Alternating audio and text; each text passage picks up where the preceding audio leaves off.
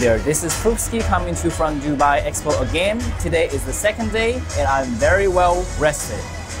Let's begin the exploration.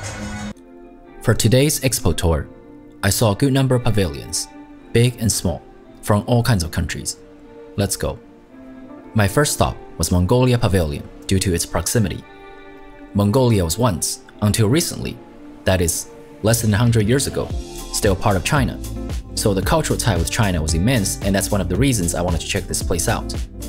There were items curated from all historical stages of Mongolia, such as this one, which clearly had Chinese text on it. In fact, it is the banknote from Yuan Dynasty of China. There were also their own scripts, and this Paspa script, invented during Yuan Dynasty, practically used as phonetic gloss for Mongols to learn and transcribe Chinese. The script was not widely accepted and was abandoned in subsequent Ming Dynasty of China. There were also some items from other khanates of the once divided empire. Costa Rica Pavilion. There were some costume displays and potteries of Taino origin. Other pavilions included Sudan,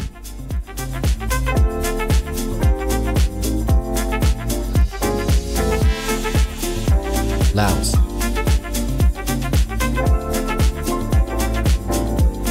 and the day's highlight, Turkmenistan. On the first floor, you will be greeted by the projection showcasing some ancient but distinct civilizations that once inhabited this place. On the second floor, there was a display room and diner all in one. Here, you could see curated collections of horse tacks, as the horse is an important symbol of Turkmen culture. And of course, you'll have the rare chance to eat some Turkmen food. This is the first time I've ever seen food from this obscure country being served anywhere. After touring around Dubai Expo for a little bit, I decided to have lunch at this pavilion of no other than Turkmenistan. So yes, I'm having the food from the country of Turkmenistan, which is kind of rarity because not a lot of people had Turkmenistan food before, right? And also that country is hard to get into even as a tourist. So you don't really get a lot of chance to try that food.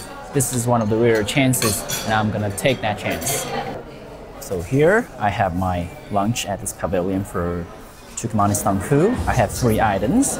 This is spinach pie, this is fichi pie, and this is called dograma. I have never had any of these before. Or maybe something similar to these one. So I'm gonna try that. This is more of a canteen style, cafe style, self-service restaurant. So you order it by yourself and you pick it up by yourself. So I expect the quality to be somewhat of a cafeterian style, but still, it is Turkmenistan food, which I had never had before. I'm gonna try it. First, I'm gonna have this spinach pie, best eaten with your hand, I guess. It's quite juicy. It has the buttery taste in it. Spinach is salted down. That's not bad. It's got slightly slimy spinach texture. Alright, secondly, we have this fichi pie. It's with beef and salted onions inside. Oh, yeah, that beef. Looks quite juicy. The meat flavor for this pie is actually very nice. I'm not sure if it's beef because it almost has a lamb flavor. So it's a very good quality beef and it's quite fatty because they told me all the ingredients were from Turkmenistan. So the ingredient does matter. Different meat, you can really taste the difference. The only thing is I wish there's more meat inside. It is stuffed, but it's not like super stuffed, bloaty pie because it's a cafe, they have to do cost control and everything. But if this thing is stuffed full with meat, that would be just on another level. But this is good. Lastly, we have this dish, dograma. It looks like chunks of pita bread soaked in the soup with lamb in there. You know what? This reminds me of a Chinese dish in the northern region, close to Mongolia. Maybe they have it in Xinjiang too. This is called Palau, which is essentially you have like a bun, a Chinese bun, you turn them up, you throw it into soup. This looks exactly like that. It's without spices or anything, it's just the pure meat flavor. That flavor is so good. This tastes exactly like the Palau dish I mentioned, but with a Turkmenistan twist. Now I'm just going to enjoy this meal. After lunch, I continued exploration. Palau Pavilion. This is a tiny country in Micronesia. There wasn't much to see and these pinks were the only things worth displaying. Well, let's just say that, to this day, Palau has no diplomatic relations with the People's Republic of China. Vatican Pavilion. A country so small but at the same time so famous that needs no introduction. There were some scripts on display. This was maybe Syrian? There were also some cool installations. And this guy in the background was a Swiss guard. Bulgaria Pavilion. I quite like this one because there were cultural relics on display dating back to Hellenistic and Roman periods. And I liked cultural stuff.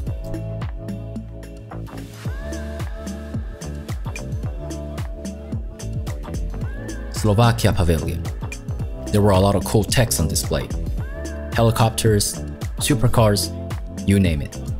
So after spending some more time touring around different pavilions, I arrived at this Slovakia Pavilion, and on the second floor they have a bar and bistro, and this is their specialty beer called Pilsner.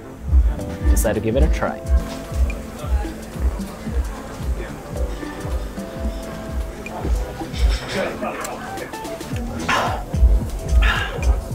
It is very good. I just decided to have a dessert here. This dessert is called Durante. It is basically potato dough fingers with walnuts and brown butter. Almost like, I don't know, is that a pasta type of thing? But it's a dessert, so. This is so good.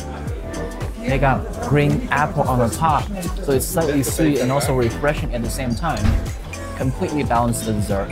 The dessert is quite sweet and with a good amount of this brown butter flavor and also the textural contrast on the nuts. But the apple is the touch. It's almost like a pasta, almost like I'm eating a pasta, like a gnocchi, but it's a long form of gnocchi. That's very good. And this is a warm dish. This is definitely one of the more unique desserts that I have. So, do you like them?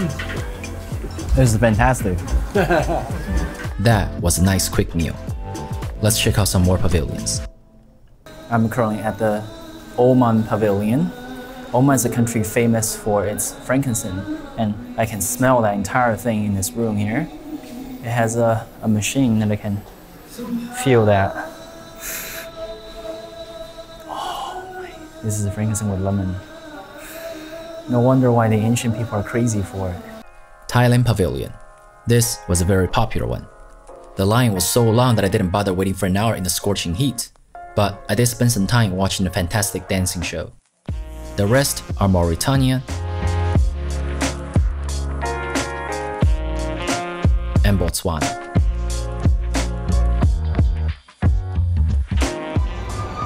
Wow, just look at this.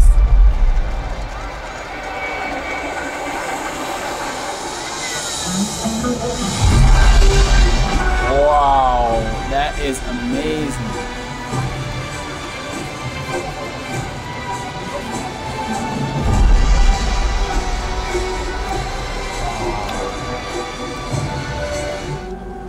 I have been walking all day and I'm sufficiently tired, so I decided to call it a day.